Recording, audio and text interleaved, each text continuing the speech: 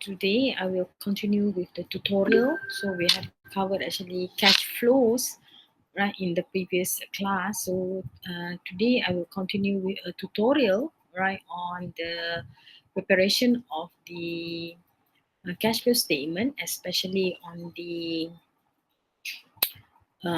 operating activities. Yeah.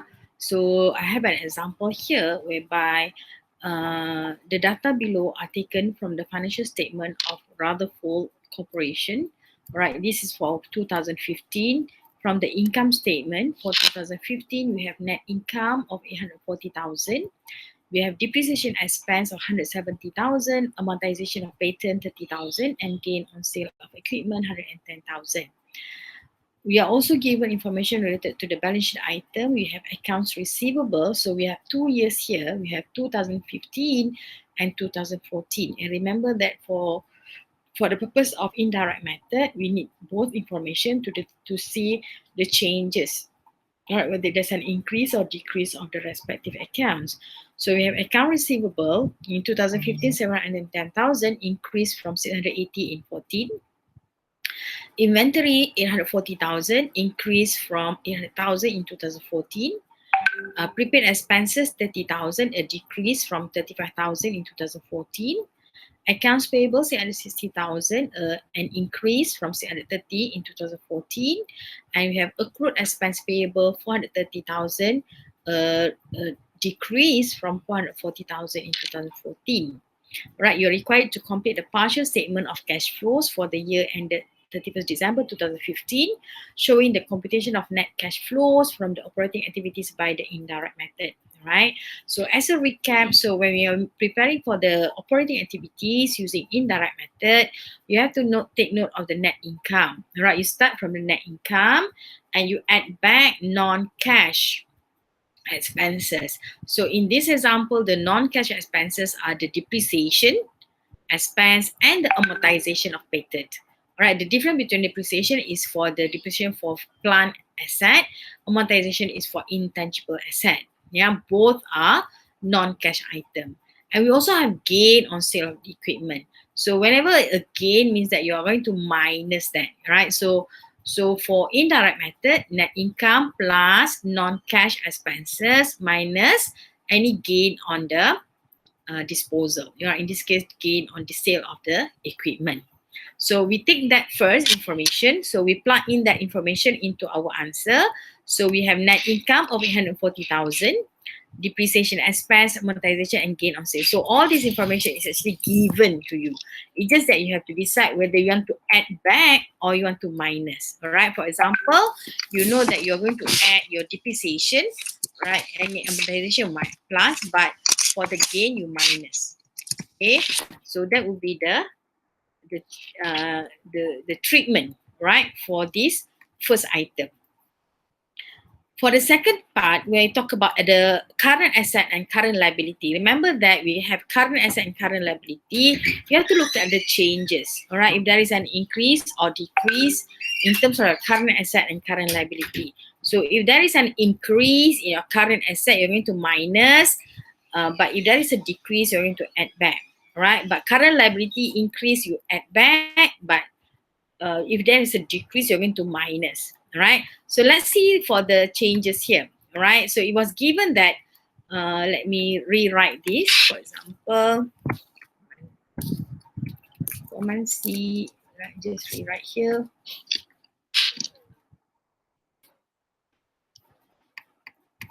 Okay.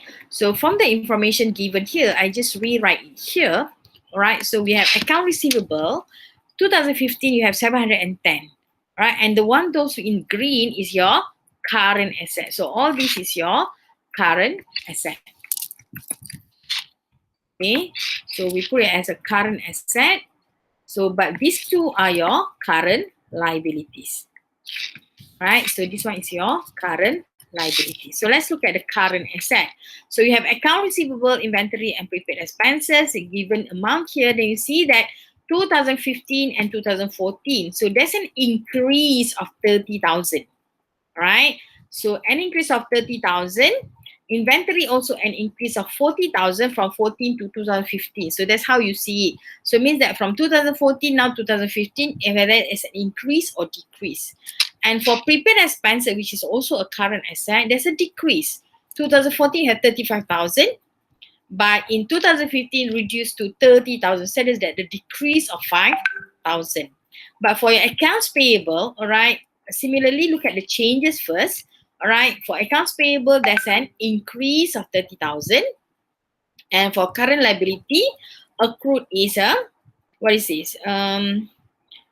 Decrease, all right? You have 440, but 2015 reduced to 430. So there's a reduction of 10,000. Okay, before we go for that, all right, how are you going to decide common X? We put here common V, right? So plus or minus, all right? Whether you plus or minus, you have to decide. Okay, so this one is, okay, you have to decide whether is it a plus or minus. Okay, remember that going back to this formula, current asset, if there is an increase, you're going to minus current liability, current asset, if decrease, you're going to plus. So current asset, if here is an increase, right? So go back to here, current asset increase is minus. So you're going to minus 30,000. Right, current asset increase, you're going to minus, so you minus 40,000. But current asset, if it's a decrease, so minus 5,000 is a decrease, you're going to add. So how you put the add? So you're going to plus 5,000 instead of you minus 5,000, yeah? But the current liability, if there is an increase, you're going to add, all right? So here you're going to plus 30,000. But if there is a decrease, you're going to minus. So similarly, so no changes there. So whatever information that you have here, you're going to plug this amount. All right, how you decide on this amount? Because based on this formula, right? So now you plug that amount into the computation. So all this minus 30, minus 40 is the one that you have decided just now, whether you're going to minus or you're going to plus, depending on whether it's a current asset or it's a current liability, whether there's an increase or decrease. So I suggest that whether if you have confusion on this, all right, you just draw again this table, all right, you draw this table, and rather than you want to remember, all right, if it's very confusing to you, just draw that and then just follow. If there's an increase, you minus, or say you use that, right? You use that. I can't say anymore how you can actually remember this, okay? So whatever information that you have, whatever the working that you have just now, you just plug in into this. So you have minus 30, minus 40, plus 5,000, plus 30,000, and minus 10,000. So from here, you already have your net income, the first adjustment that you have, the reconciliation on the first information. So you plus all the changes in your current asset and current liability. From there, you get your net cash from your operating activities of 885,000.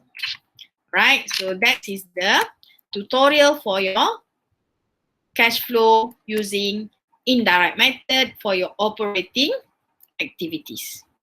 Okay, so given this information, you plug in the information, and then for the balance sheet item, divide into current asset and current liabilities, and look at the changes.